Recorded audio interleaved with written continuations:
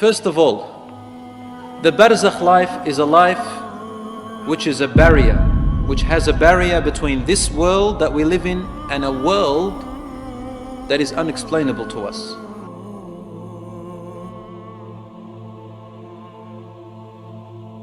You can't understand it. It is a life of a certain type with its own reality. And it is nothing like this world. And it is not the hereafter, the day of judgment, nor is it this world. It is somewhere in between. Allah says in the Quran, بَيْنَهُمَا بَرْزَخٌ لَا يَبْغِيَانِ, about the two oceans that meet in this life. It says between them there is a barrier, the two seas do not mix. So we use the word barzakh. And the same word is used for that life after here, before the day of judgment. Allah says in the Quran, وَمِن وَرَائِهِمْ بَرْزَخٌ إِلَى يَوْمِ يُبْعَثُونَ, and behind them, after them, meaning after you die, there is a barzakh world until the day you are resurrected. This points out to us that there is a life barrier that does not mix with this life and does not mix with the day of judgment. But in a verse it talks about not mixing particularly between the life after death and this world that you're living. You can't mix. You don't know what's happening to them, they don't know what's happening to you. And you cannot understand them. When you are dead, you understand what's happened though. It's a barzakh, a barrier between this life and the next, when you're dead, before the day of resurrection. This barzakh world, my dear brothers and sisters in Islam, as soon as you die, the soul begins to experience the barzakh world. If you want me to give you a slight example, if you want to get it closer to your minds, in a very slight example, but it's not exactly like that, consider dreams when you're asleep. Your body is in the room, and everyone can see your body, witness your body, touch your body, hear you. But your soul is doing something different, seeing something different, hearing something different. Isn't that right? It's in a different place. Don't even know where you are sometimes, or often. But your body is there. To the living person, the person who is awake, all I can tell you is, I see a body that's sleeping. But you're in a whole different world. Some people are sleeping, they don't even know that they're sleeping. They think it's reality. And some people know that they're sleeping when they're dreaming. Have you ever experienced that? You know you're asleep? So the barzakh world is similar to when your soul goes out when you're asleep. Similar. You don't require oxygen. Have you ever seen yourself in your dream underwater? And you're talking? Okay, sometimes it's a result of the brain, we know that.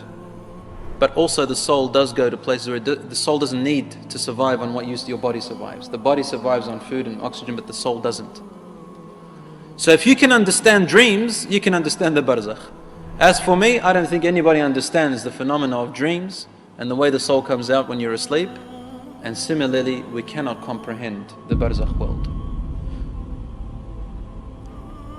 This barzakh world, my dear brothers and sisters, is a temporary station between here and the hereafter, the day of judgment. In this temporary barzakh world, a person is able to find out if they are going to heaven or hell. Because the Prophet ﷺ said, the hadith of the Prophet ﷺ says, إن القبر أول منازل الآخرة فإن نجا منه أحد فما بعده أيسر منه وإن لم ينج منه فما بعده أشد منه أو أشد منه. The grave is the first part of the hereafter, of the day of judgment. If he or she is saved from the punishments and torments of the grave, then whatever is after it is going to be better and easier. He'll be saved from more bigger things.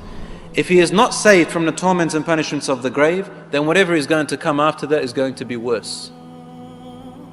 And we mentioned last week that a believer, when he sees his place in Jannah, when the angels show him in paradise, in the grave, he says, "Oh my Lord, let the last hour come. I want to go to Jannah." And the disbeliever says, when they see their place in hellfire, when the angels show him in the grave, he says, "Oh my Lord, don't let the last hour come. Don't let it go." Because he knows that what's going to come after that is going to be worse. Brothers and sisters in Islam, al-barzakh life means that a person will be either punished or rewarded in a certain way in there, and it is the sign for what is going to come next. The Prophet ﷺ indicates or tells us that the dead people visit each other in their grave. Now, the dead people visit each other in their grave. For he said, sallallahu alayhi wasallam, when you bury your dead, then make their kafan, make their shroud nice, and put on beautiful fragrance to them, make them presentable. For the people of the grave, yatazawarun, they visit one another.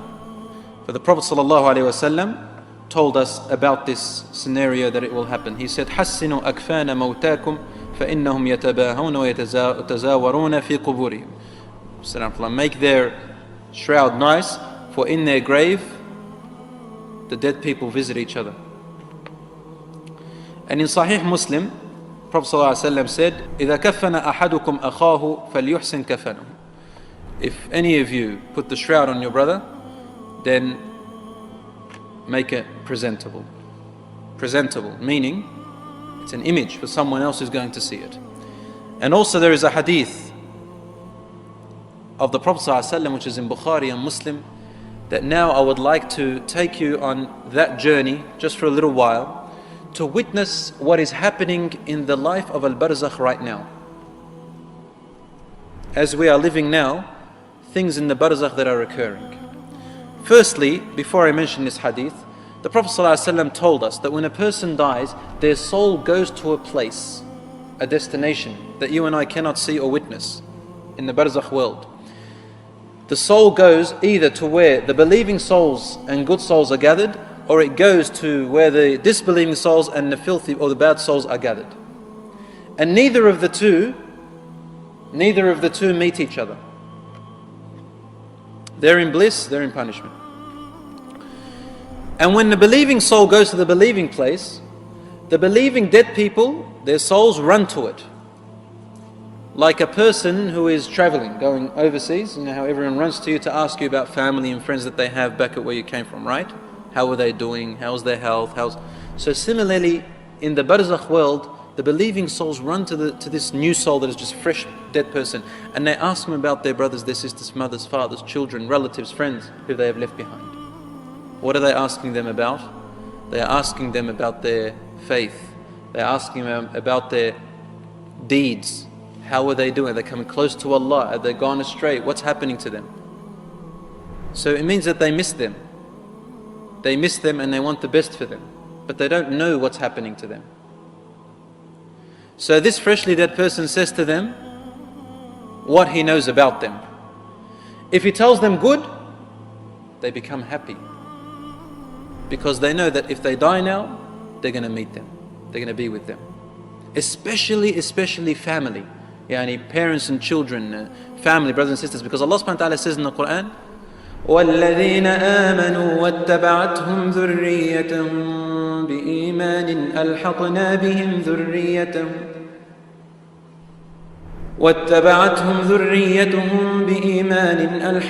بِهِمْ ذُرِّيَّتَهُمْ وَمَا أَلَتْنَاهُمْ مِنْ عَمَلِهِمْ مِنْ شَيْءٍ. And those who believe truly, and they died, Allah and their offspring believed with them, and they died, Allah subhanahu wa ta'ala will reunite them together and will not take any of their rewards away.